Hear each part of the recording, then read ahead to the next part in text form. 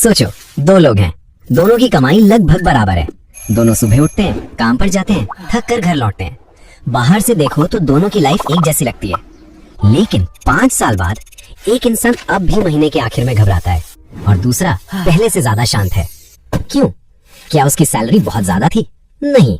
क्या उसे कोई जैकपॉट लगा? नहीं। तो फिर फर्क कहाँ बना? फर्क सिर्फ इतना था, एक पैसे के लिए काम करता रहा, दूसरे ने पैसे को अपने लिए काम पर लगा दिया। और यहीं से शुरू होती है असली कहानी। चलो इसे बहुत आसान तरीके से समझते हैं। मान लो दो दोस्त हैं, रवि और समीर।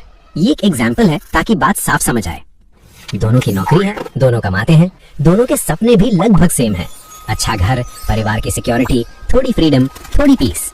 शुरुआत में दोनों सेम ट्रैक पर हैं। सैलरी आती है, बिल्स कटते हैं, थोड़ा खर्च, थोड़ी प्लानिंग, फिर अगला महीना। सिंपल।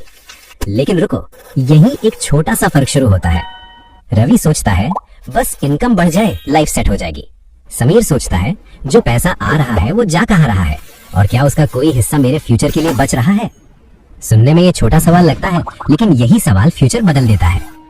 देखो, इनकम मतलब पैसा अंदर आना, लेकिन वेल्थ मतलब वो वैल्यू जो तुम्हारे पास टिकती है, बढ़ती है और तुम्हारी मदद करती है तब भी जब तुम काम नहीं कर रहे होते। एक आसान मेटाफर सुनो। तुम्हारी लाइफ को एक पानी की टंकी मानो। ऊपर से पानी आ रहा है, ये इनकम है, लेकिन नीचे छेद भी है, ये खर्च है। अब अगर तुम सिर्फ ऊपर से पानी बढ़ाते रहो लेकिन नीचे के छेद बंद ना करो तो टंकी कभी नहीं भरेगी। यही प्रॉब्लम बहुत लोगों की लाइफ में होती है। कमाई आती है लेकिन ठहरती नहीं, और जो पैसा ठहरता नहीं वो फ्यूचर नहीं बनाता। अब असली खेल शुरू होता है।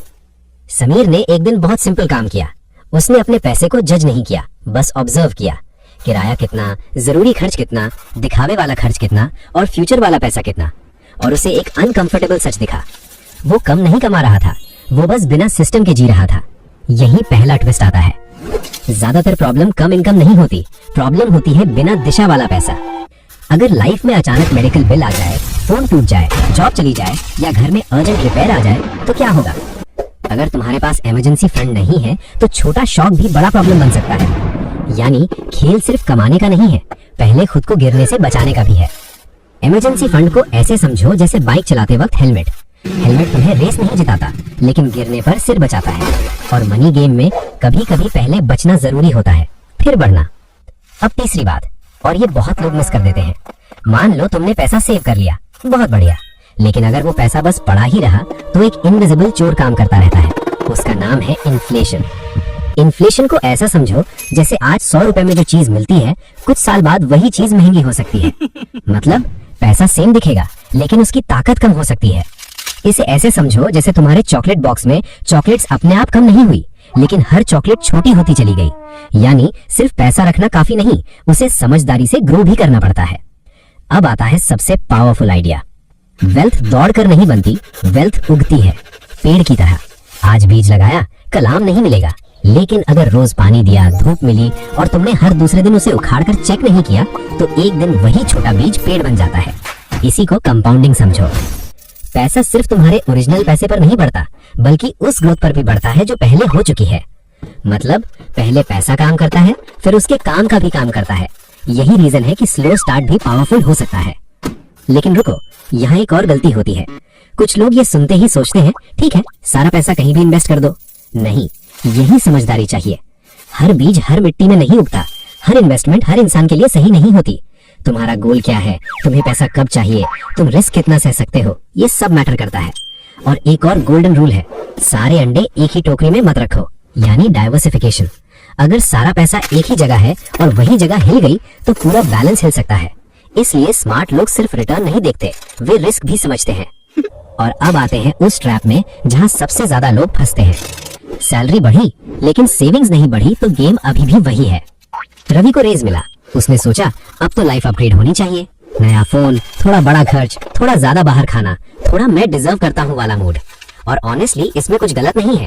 प्रॉब्लम अपग्रेड में नहीं है, प्रॉब्लम है हर रेज का पूरा पैसा लाइफस्टाइल में उड़ा देना। इसे लाइफस्टाइल क्रीप कह सकते हो। धीरे धीरे खर्च इतने नॉर्मल लगने लगते हैं कि पुरानी सैलरी इम्पॉसिबल लगने लगती है, और फिर इनकम बढ़ने के बाद भी फ्रीडम नहीं आती। समीर ने क्या किया? उसने रेज आते ही लाइफस्टाइल चेंज नहीं की, उसने सिस्टम मजबूत किया। थोड़ा इमरजेंसी फंड, थोड़ा ऑटोमेटिक सेविंग, थोड़ा सीखना, थोड़ा फ्यूचर। उसने पैसे को ऑर्डर दिया, पैसे ने उसे कंट्रोल नहीं किया। अब 5 साल बाद सीन देखो, रवि अब भी बिजी है, काफी मेहनती भी है, लेकिन अंदर से टायर्ड है। क्यों? क्योंकि उसकी पूरी मशीन सिर्फ एक चीज पर चलती है, नेक्स्ट सैलरी। अगर सैलरी लेट हुई टेंशन, अगर एक्स्ट्रा खर्च आया double tension.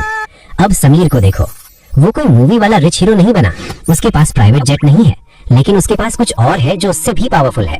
Margin, breathing space और कंट्रोल, यही वेल्थ का पहला असली रूप है। वेल्थ का मतलब हमेशा करोड़पति होना नहीं होता। कई बार वेल्थ का मतलब होता है महीने के आखिर से डर ना लगना, अचानक बिल आने पर पैनिक ना होना, हर डिसीजन सिर्फ इमीडिएट प्रेशर में ना लेना, और सबसे बड़ा, अपने फ्यूचर को एक्सीडेंट पर न छोड़ना। वेल्थ चमकती कम है, सहारा ज्यादा देती है, और यही क्लाइमैक्स है। गेम किसी एक बड़े मूव से नहीं जीती जाती, ना किसी सीक्रेट ट्रिक से, ना ओवरनाइट सक्सेस से। गेम जीती जाती है छोटे, बोरिंग लगने वाले, रिपीट होने वाले अच्छे फैसलों से।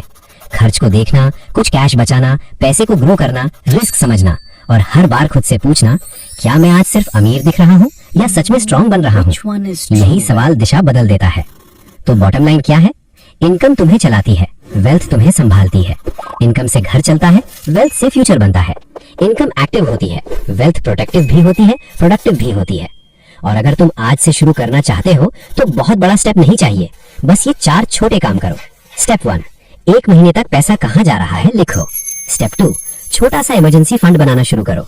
स्टेप 3, जो भी पॉसिबल हो थोड़ा पैसा ऑटोमेटिकली सेव या इन्वेस्ट करो। स्टेप 4, अपनी स्किल पर इन्वेस्ट करो, क्योंकि बेस्ट एसेट अक्सर तुम खुद होते हो। बस याद रखना, पेड़ एक दिन में नहीं बनता, लेकिन अगर बीज ही ना लगाया जाए तो पेड़ कभी नहीं बनता। तो सवाल ये नहीं है कि तुम कितना कमाते हो, सवाल ये है कि तुम अपने पैसे को बिना सोचे बहने देते हो या प्यार से, समझदारी से फ्यूचर की तरफ मोड़ते हो। अगर तुम्हें ये बात दिल से लगी तो आज एक लाइन खुद से जरूर बोलो, मैं सिर्फ इनकम नहीं बढ़ाऊंगा, मैं वेल्थ बनाऊंगा। और अगर तुम इस तरह की simple, honest, life changing video और चाहते हो तो जुड़े रहो।